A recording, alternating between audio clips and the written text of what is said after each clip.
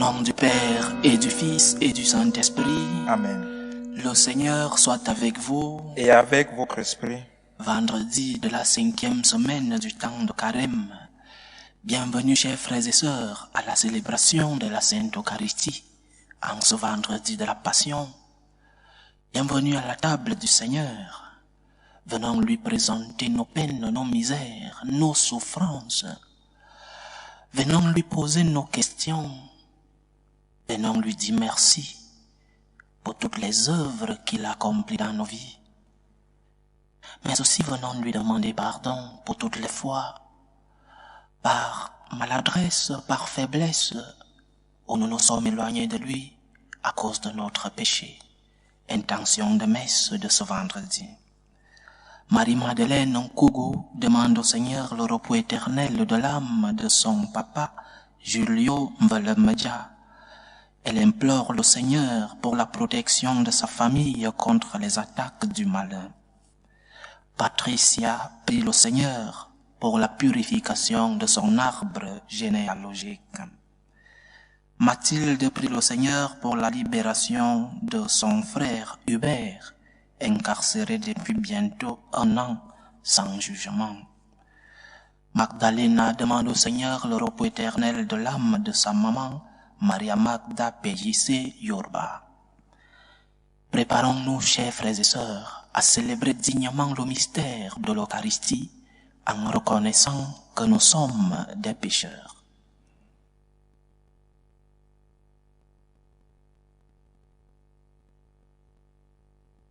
Prends pitié de nous, Seigneur. Nous avons péché contre toi. Montre-nous, Seigneur, ta miséricorde. Et donne-nous ton salut. Que Dieu Tout-Puissant nous fasse miséricorde, qu'il nous pardonne nos péchés et nous conduise à la vie éternelle. Amen. Seigneur, prends pitié. Seigneur, prends pitié. Ô Christ, prends pitié. Ô Christ, prends pitié. Seigneur, prends pitié. Seigneur, prends pitié. Prions le Seigneur. Pardonne, Seigneur, les torts de ton peuple, puisque notre faiblesse nous a rendus captifs du péché, que ta tendresse nous en délivre. Par Jésus-Christ, ton Fils, notre Seigneur, qui vit et règne avec toi dans l'unité du Saint-Esprit, Dieu, pour les siècles des siècles. Amen. Lecture du livre du prophète Jérémie. Moi, Jérémie, j'entends les calomnies de la foule. Dénoncez-le, allons le dénoncer. Celui-là l'épouvante de tous côtés. Tous mes amis guettent mes faux pas. Ils disent, peut-être se laissera-t-il séduire. Nous réussirons, nous prendrons sur lui notre revanche. Mais le Seigneur est avec moi, tel un guerrier redoutable. Mes persécuteurs trébucheront, ils ne réussiront pas. Leur défaite les couvrira de honte, une confusion éternelle, inoubliable. Seigneur de l'univers, toi qui scrutes l'homme juste, toi qui vois les reins et les cœurs, fais-moi voir la revanche que tu leur infligeras, car c'est à toi que j'ai remis ma cause. Chantez le Seigneur, louez le Seigneur. Il a délivré le malheureux de la main des méchants. Parole du Seigneur. Nous rendons grâce à Dieu. Dans mon angoisse, j'appelais le Seigneur, il entend ma voix. Dans mon angoisse, j'appelais le Seigneur, il entend ma voix. Je t'aime, Seigneur, ma force. Seigneur, mon roc, ma forteresse, Dieu, mon libérateur, le rocher qui m'abrite, mon bouclier, mon fort, mon âme de victoire. Dans mon angoisse, j'appelais le Seigneur, il entend ma voix. Louange à Dieu, quand je fais appel au Seigneur, je suis sauvé de tous mes ennemis. Dans mon angoisse, j'appelais le Seigneur, il entend ma voix. Les liens de la mort m'entouraient, le torrent fatal m'emportait, des liens infernaux m'encraignaient, j'étais pris au piège de la mort. Dans mon angoisse, j'appelais le Seigneur, il entend ma voix. Dans mon angoisse, j'appelais le Seigneur. Vers mon Dieu, je lançais un cri. De son temple, il entend ma voix. Mon cri parvient à ses oreilles. Dans mon angoisse, j'appelais le Seigneur, il entend ma voix. Gloire à toi, Seigneur, Fils du Dieu vivant. Gloire à toi, Seigneur, Fils du Dieu vivant. Tes paroles, Seigneur, sont esprit, elles sont vie. Tu as les paroles de la vie éternelle. Gloire à toi, Seigneur, Fils du Dieu vivant.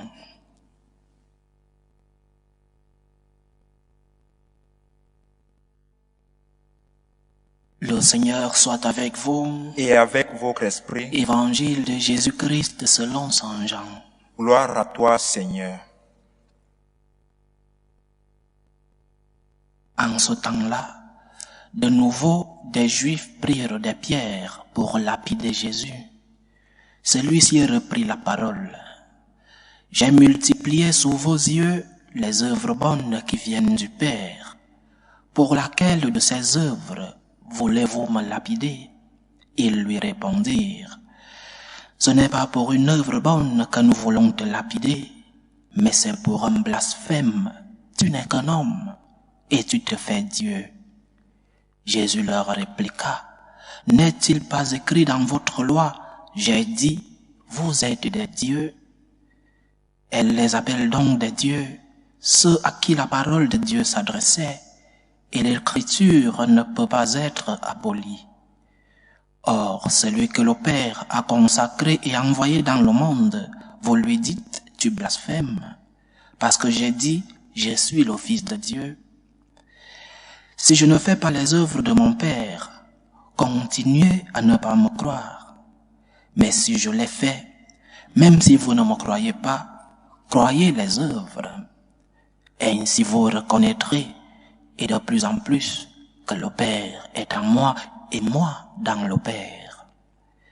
Eux cherchaient de nouveau à l'arrêter, mais il échappa à leurs mains. Il repartit de l'autre côté du Jourdain, à l'endroit où, au début, Jean baptisait, et il y demeura. Beaucoup vinrent à lui en déclarant, « Jean n'a pas accompli de signe, mais tout ce que Jean a dit de celui-ci était vrai. » Et là, beaucoup crurent en lui. Acclamons la parole de Dieu. Louange à toi, Seigneur Jésus. La semaine antécédente à la semaine sainte est populairement appelée semaine de Passion. Et en ce vendredi de Passion, l'évangile Jésus est sur le point d'être lapidé. Et Jésus pose une question fondamentale qui sera répondue pendant les évangiles de la semaine sainte. Une question fondamentale. Il dit, « J'ai multiplié sous vos yeux les œuvres bonnes qui viennent du Père. Pour laquelle de ces œuvres voulez-vous me lapider? Quelle est la cause? Quelle est la cause de ma condamnation? Pourquoi voulez-vous me lapider? Pourquoi voulez-vous me tuer? » Et les réponses vont venir dans les évangiles qui vont suivre, surtout les évangiles de la semaine sainte. Mais posons-nous déjà cette question. Pourquoi le Christ a-t-il été non seulement lapidé, mais condamné à mort et tué? Pourquoi le Christ a-t-il été tué? Il y a deux grandes causes distinctes, parce que c'est peut-être l'unique fois dans l'histoire où le pouvoir civil et le pouvoir religieux se sont unis à cause d'un seul homme. Le pouvoir civil, le pouvoir politique et le pouvoir religieux ont fait commun accord pour tuer Jésus. Donc, deux causes qui ont provoqué la condamnation de Jésus. La première, la procédure civile devant les Romains. Et la raison était que Jésus incitait le peuple à la révolte. Il a dit qu'il est roi. Il a dit qu'il est roi. Il a dit qu'il ne faut pas payer l'impôt à César. Jésus ne l'a jamais dit. À César ce qui est à César, et à Dieu ce qui est à Dieu, a-t-il dit. Mais la grande accusation, c'était l'incitation du peuple à la révolte. Et les raisons religieuses sont fondamentalement ce que nous lisons dans l'évangile d'aujourd'hui. On accuse Jésus de prétendre être un Dieu. Tu n'es qu'un homme et tu te fais Dieu. Raison civile, dans la procédure civile, incitation à la révolte.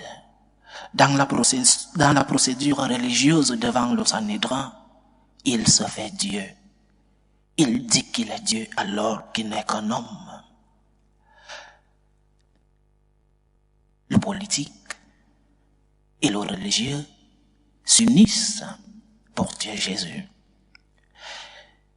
Et nous, en notre temps, nous continuons de tuer le Seigneur. Nous continuons de condamner le Seigneur, non seulement individuellement, mais aussi collectivement. Dans la société, nous continuons de tuer le Seigneur.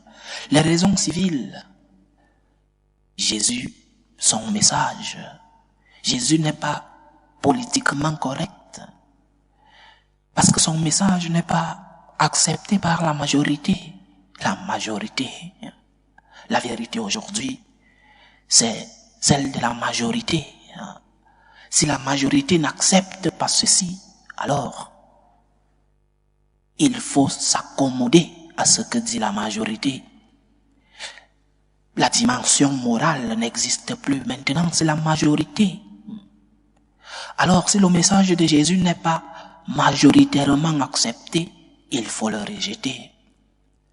Ou alors parce que tu as honte d'être taxé de conservateur. Aujourd'hui, la plus grande insulte qu'on peut faire à un chrétien, c'est de l'appeler conservateur. Oh, il est conservateur. Et alors, tu mets tes principes, tu mets tes valeurs, tu mets l'enseignement de Jésus au rabais. Parce qu'on t'a taxé de conservateur. Parce que la majorité n'accepte pas le message. Parce que le message n'est pas politiquement correct. Parce que le politique rejette le Christ.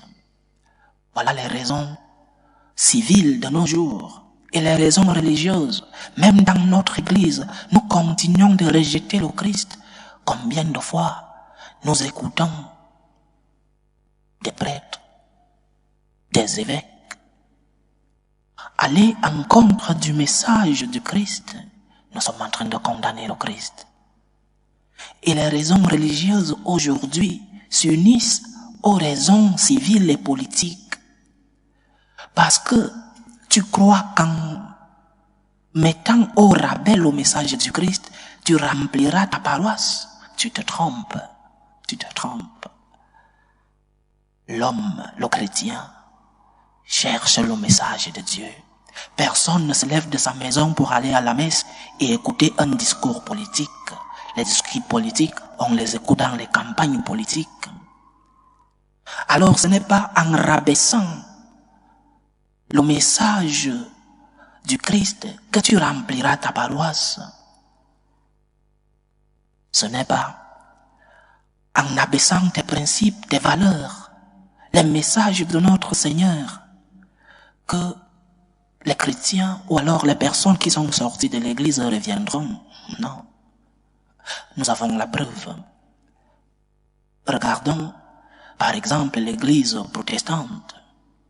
Cette église a accepté le mariage homosexuel.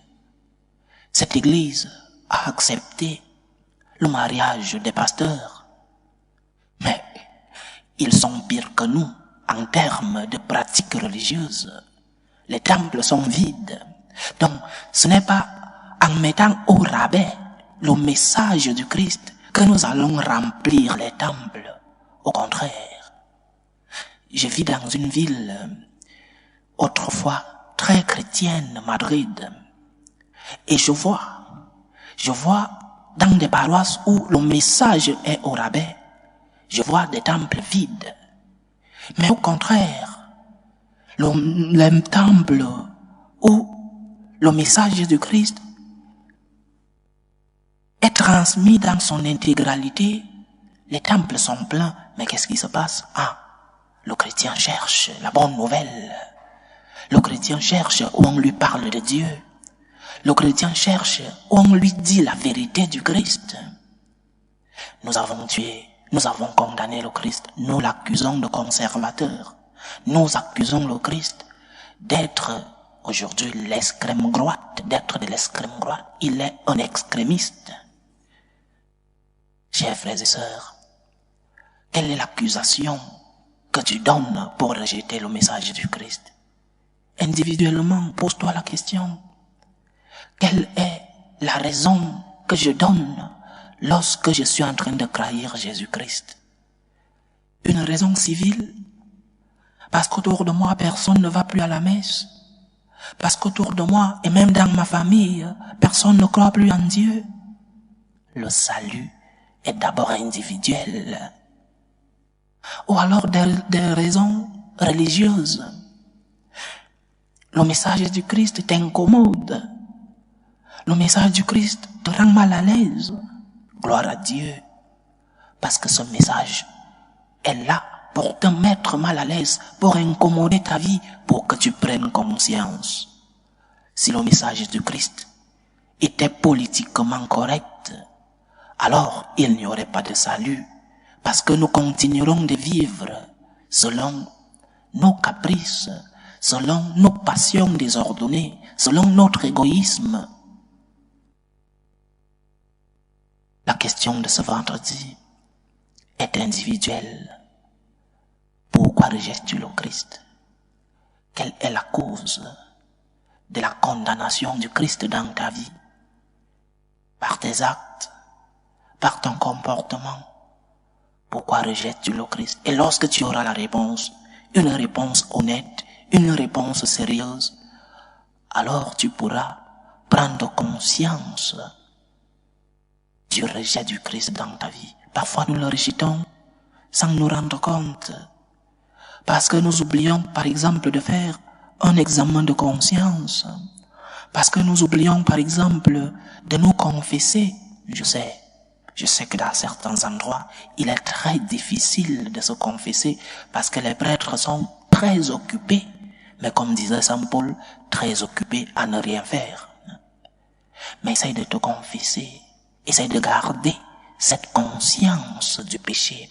Essaye de garder cette conscience qui t'amène à demander pardon au Seigneur, parce que beaucoup de fois, par ta faiblesse, tu as peut-être accusé le Christ, tu l'as condamné par ton péché.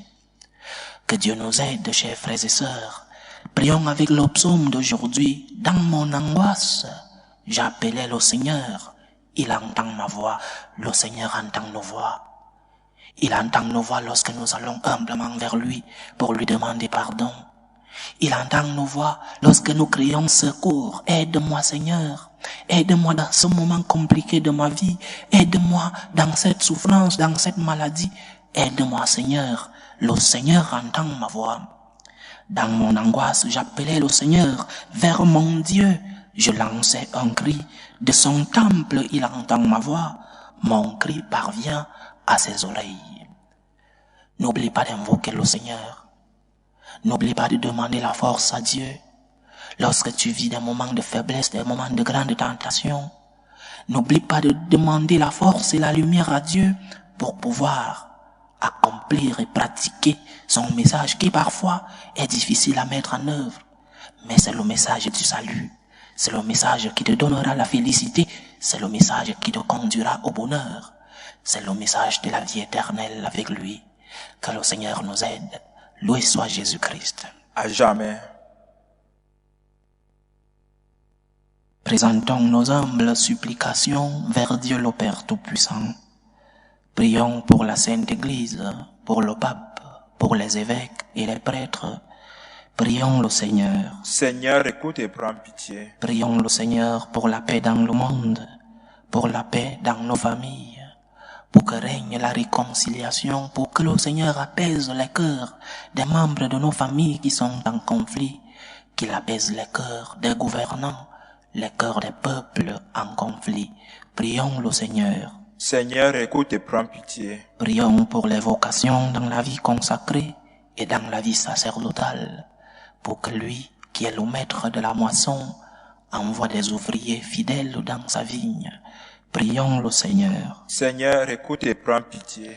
Prions pour tous ceux qui vivent des moments de détresse, surtout pour les malades de nos familles, pour toutes ces personnes qui ont perdu un être cher, pour que le Seigneur lui-même, le Dieu consolateur des affligés, qu'il remplisse ces personnes de leur présence, santé pour les malades, consolation pour les affligés et les tristes. Prions le Seigneur. Seigneur, écoute et prends pitié. Pour nous tous ici rassemblés, pour tous ceux qui nous suivent à travers ce canal, pour toutes nos intentions de prière, demandons au Seigneur la grâce de pouvoir mettre en pratique son message sans le mettre en rabais. Demandons-lui la force de pouvoir le suivre, même dans les moments de croix. Prions le Seigneur. Seigneur, écoute et prends pitié. Écoute et prends pitié, Seigneur. Reçois les supplications que ton peuple te présente avec foi. Daigne les exaucer selon ta volonté, toi qui vis et règnes pour les siècles des siècles. Amen.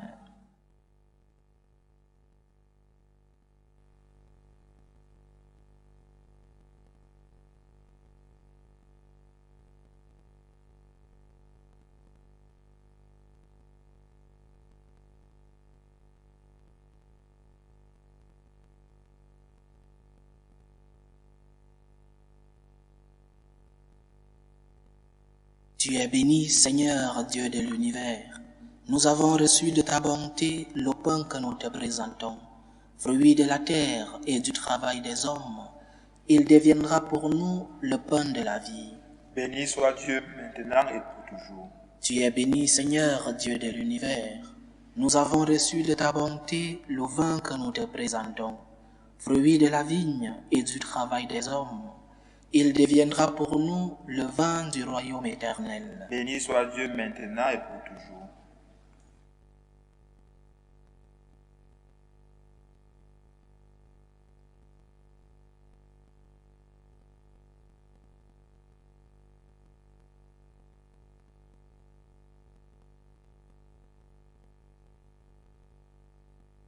Priez, frères et sœurs, que mon sacrifice qui est aussi le vôtre soit agréable à Dieu le Père Tout-Puissant. Que le Seigneur reçoive de vos mains ce sacrifice à la louange et à la gloire de son nom, pour notre bien et celui de toute l'Église. Dieu de miséricorde, donne-nous de pouvoir toujours te servir à ton autel avec respect et de trouver le salut dans la participation fidèle au mystère que nous célébrons. Par Jésus-Christ, ton Fils, notre Seigneur, qui vit et règne avec toi dans l'unité du Saint-Esprit, Dieu, pour les siècles des siècles. Amen. Le Seigneur soit avec vous. Et avec votre esprit. Élevons notre cœur. Nous le tournons vers le Seigneur. Rendons grâce au Seigneur notre Dieu. Cela est juste et bon. Vraiment, il est juste et bon pour ta gloire et notre salut, de t'offrir notre action de grâce toujours et en tout lieu, Seigneur, Père très saint, Dieu éternel et tout-puissant. Oui, l'univers entier, sauvé par la passion de ton Fils, peut désormais proclamer ta grandeur par la puissance incomparable de la croix. Apparaît en pleine lumière le jugement du monde, la victoire du crucifié. C'est pourquoi avec les anges et tous les saints, nous te louons, Seigneur, et nous exultons de joie en proclamant « Saint, Saint, Saint ». Le Seigneur Dieu de l'univers, le ciel et la terre sont remplis de ta gloire. Hosanna au plus haut des cieux. Béni soit celui qui vient au nom du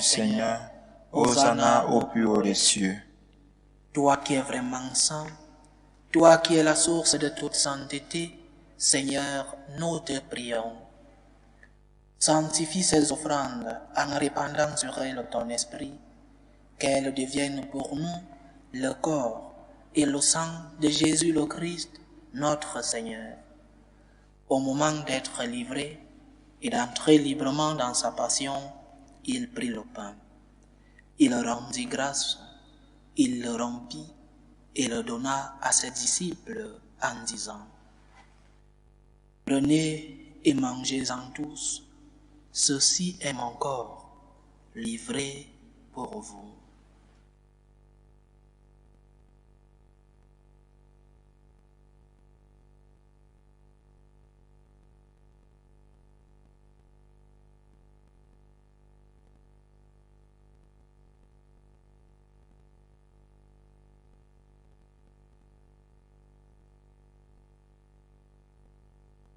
De même, après le repas, il prit la coupe.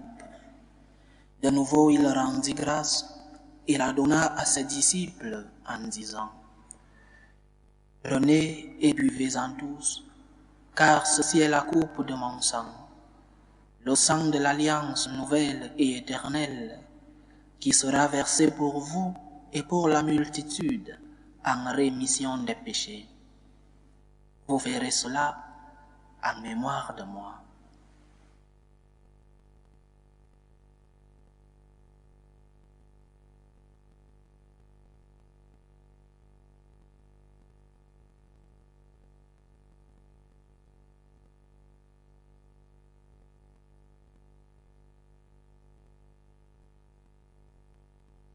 Il est grand le mystère de la foi. Nous annonçons ta mort, Seigneur Jésus, nous proclamons ta résurrection, nous attendons ta venue dans la gloire. En faisant ainsi mémoire de la mort et de la résurrection de ton Fils, nous t'offrons, Seigneur, le pain de la vie et la coupe du salut, et nous te rendons grâce, car tu nous as estimés dignes de nous tenir devant toi pour te servir. Humblement, nous te demandons qu'en n'ayant pas au corps et au sang du Christ, nous soyons rassemblés par l'Esprit Saint en un seul corps. Souviens-toi, Seigneur, de ton Église répandue à travers le monde. Fais-la grandir dans ta charité, en union avec le pape François, notre évêque José et tous ceux qui ont la charge de ton peuple. Souviens-toi aussi de nos frères et sœurs qui se sont endormis dans l'espérance de la résurrection. Souviens-toi de Maria Magda Peyise Yurba, de Julien Velemedia, et souviens-toi dans ta miséricorde de tous les défunts.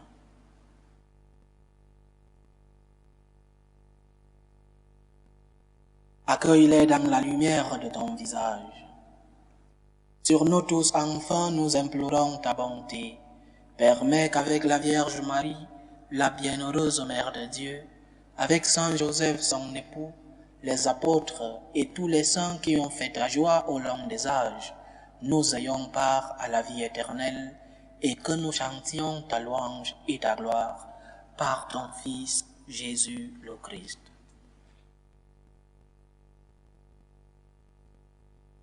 Par lui, avec lui et en lui, à toi, Dieu le Père Tout-Puissant, dans l'unité du Saint-Esprit, tout honneur et toute gloire pour les siècles des siècles. Amen. Comme nous l'avons appris du Sauveur, et selon son commandement, nous osons dire: Notre Père qui es aux cieux, Que ton nom soit sanctifié, que ton règne vienne, que ta volonté soit faite sur la terre comme au ciel. Donne-nous aujourd'hui notre pain de ce jour. Pardonne-nous nos offenses, comme nous pardonnons aussi à ceux qui nous ont offensés. Et ne nous laisse pas entrer en tentation, mais délivre-nous du mal. Délivre-nous de tout mal, Seigneur, et donne la paix à notre temps.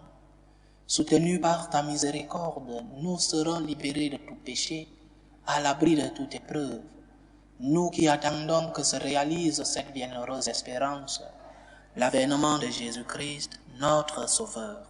Car c'est à toi qu'appartiennent le règne, la puissance et la gloire pour les siècles des siècles.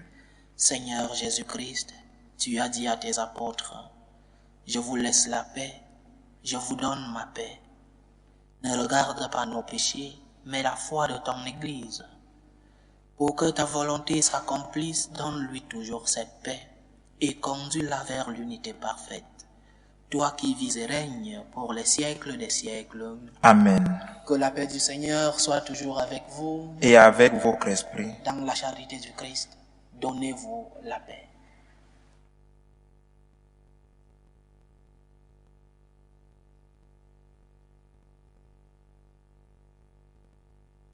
Agneau de Dieu qui enlève les péchés du monde, prends pitié de nous.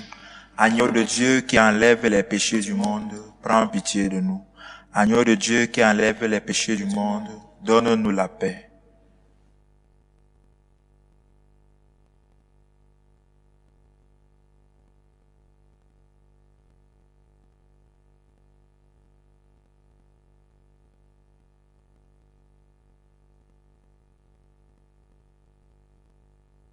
Voici l'agneau de Dieu. Voici celui qui enlève les péchés du monde. Heureux les invités au repas des noces de l'agneau. Seigneur, je ne suis pas digne de te recevoir, mais dis seulement une parole et je serai guéri. Que le corps et le sang du Christ nous gardent pour la vie éternelle. Amen.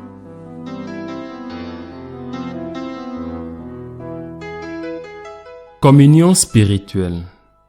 Mon Jésus, je crois en votre présence dans le très saint sacrement. Je vous aime plus que toute chose, et je désire que vous veniez dans mon âme. Je ne puis maintenant vous recevoir sacramentellement dans mon cœur. Venez-y au moins spirituellement.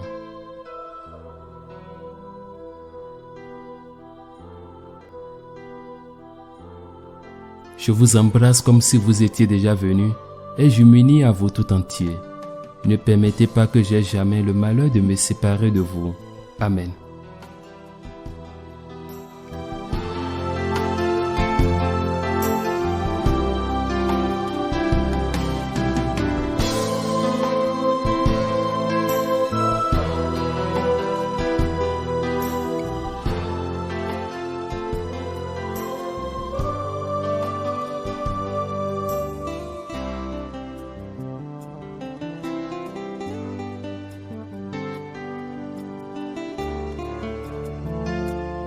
Méthode de prière des franciscains de Marie.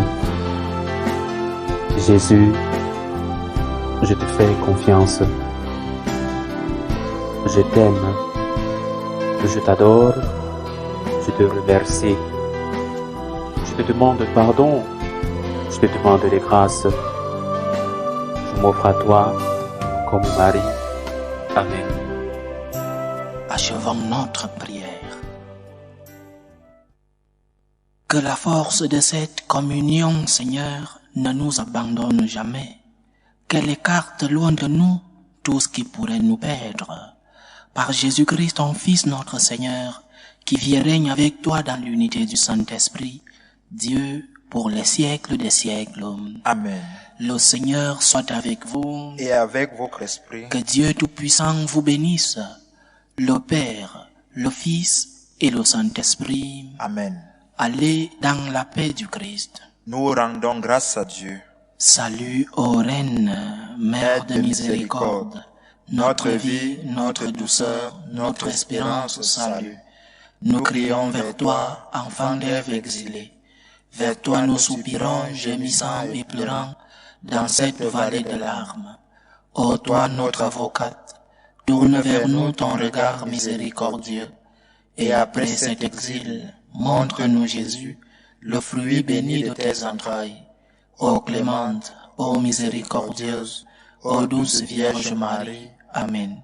Priez pour nous, Sainte Mère de Dieu, afin que nous soyons rendus dignes des promesses du Christ.